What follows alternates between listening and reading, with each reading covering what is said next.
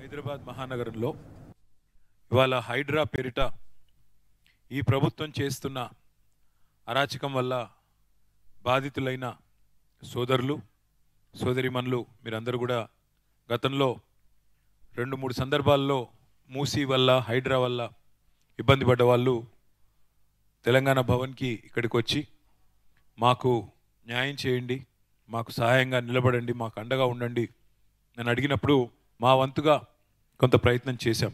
ఇదే నిమిషంలో ఈరోజే ఈ గంటకే హైడ్రా ఈరోజు చంద్రాయన్గుట్టలో ఒక పిల్లల స్కూల్ని కూలగొడతా ఉంది. ఇంకోవైపు అమీన్పూర్లో ఇదే నిమిషంలో ఇంకా కూల్చివేతలు కొనసాగుతూనే ఉన్నాయి. మనం ఎవరం కూడా నిజానికి అన్యాయాన్నో అక్రమాన్నో వాటిని సమర్థిస్తున్న వాళ్ళం కాదు. కానీ ఒక్కసారి వెనక్కి తిరిగి చూసుకుంటే 10 ఏళ్లలో ఏం జరిగింది అనే విషయం ఒకసారి ఆలోచించుకుంటే కేసీఆర్ గారి 10 ఏళ్ల పరిపాలనలో ఎక్కడ చూసినా మీకు నిర్మాణాలే కనబడతాయి, ఎక్కడ చూసినా కన్స్ట్రక్షన్ కనబడుతుంది. ఒక్క హైదరాబాద్ మహానగర పరిధిలోనే దాదాపు భారతదేశంలో ఎక్కడా లేని విధంగా 1,00,000 డబుల్ బెడ్రూమ్ ఇళ్ళ నిర్మాణాలు చేసుకున్నాం. 1,00,000 డబుల్ బెడ్రూమ్ ఇల్లు అంటే ఒక్కొక్క ఇల్లు దాదాపు 9 లక్షల ఖర్చు. అట్లాగే ఒక్కొక్క ఇల్లు 560 స్క్వేర్ ఫీట్లు అంటే 1,00,000 ఇల్లు అంటే దాదాపు అదే మీకు 56 లక్షల పైచిలకు స్క్వేర్ ఫీట్లు ఓన్లీ 2 BHK ప్రోగ్రాంలోనే మనం కట్టుకున్నాం. రాజధాని నడిబొడ్డున మీకు తెలుసు వైట్ హౌస్నే తలదన్నే విధంగా సెక్రటేరియట్ నిర్మాణం చేసుకున్నాం, సచివాలయ భవనం కట్టుకున్నాం, దానికి డాక్టర్ బాబాసాహెబ్ అంబేద్కర్ గారి పేరు పెట్టుకున్నాం.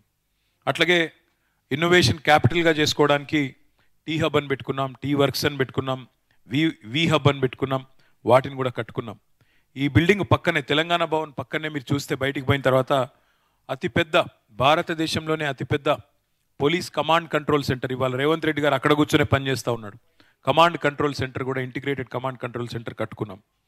అట్లాగే హైదరాబాద్లో 42 ఫ్లైఓవర్లు, 42 అండర్ పాసులు, ఫ్లైఓవర్లు, బ్రిడ్జిలు, వాయువేగంతో రోడ్లు అవి నిర్మాణం చేసుకున్నాం. ఒక హైదరాబాద్లోనే కాదు, కొత్తగా జిల్లాలు ఏర్పాటు చేసుకొని కొత్త కలెక్టరేట్లు కట్టుకున్నాం. ఊరూరికి మిషన్ భగీరథ పేరిట వాటర్ ట్యాంకులు కట్టుకున్నాం. చివరికి ఫ్లోరైడ్ లాంటి మహమ్మారిని కూడా తరిమేదానికి కృష్ణాలోంచి నీళ్లు తీసుకొచ్చి, గోదావరిలోంచి నీళ్లు తీసుకొచ్చి ఇంటింటికి నల్లా పెట్టి నీళ్ళు ఇచ్చుకున్నాం. ప్రతి ఊర్లో వాటర్ ట్యాంకులు కట్టుకున్నాం.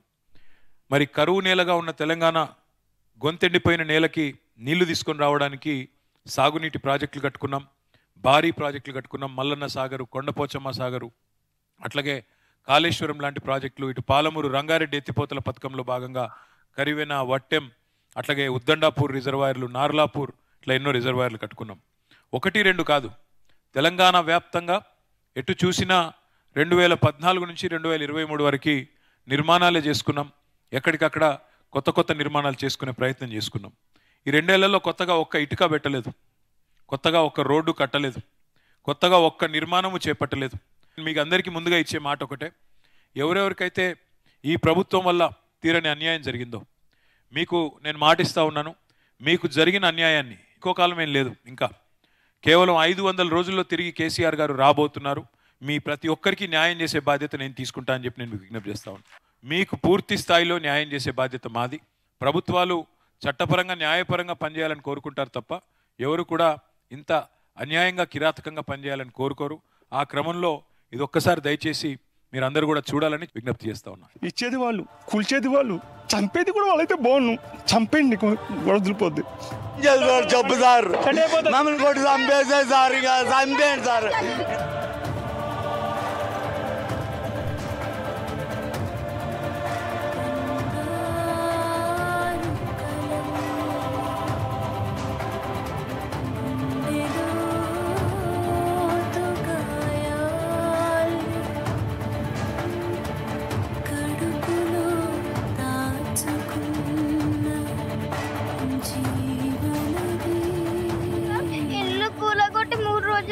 సార్ బుక్స్ కూడా బయట పడేసిపోయారు సార్.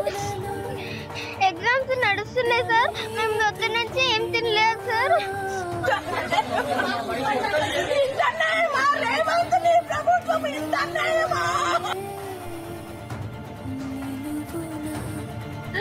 ఏం చేస్తారయ్యా మా బాధని?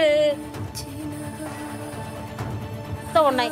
30 సంవత్సరాల బట్టి నుంచి ఇక్కడ ఉంటున్నాం కదండి. మేము ఎక్కడో వెళ్ళిపోవాలి, ఎక్కడ ఉండాలి చెప్పండి. చిన్న చిన్న పిల్లలు పెట్టుకుని ఉంటున్నాం సార్. బెదిరిస్తున్నారు సార్. మేము ఎక్కడికైనా వెళ్ళిపోవాలి. నా భార్య 29 నెలల కడుపు పెట్టుకోవాలి. నా దగ్గర ఒక్క రూపాయి కూడా లేదు సార్. ఏం చేయాలి?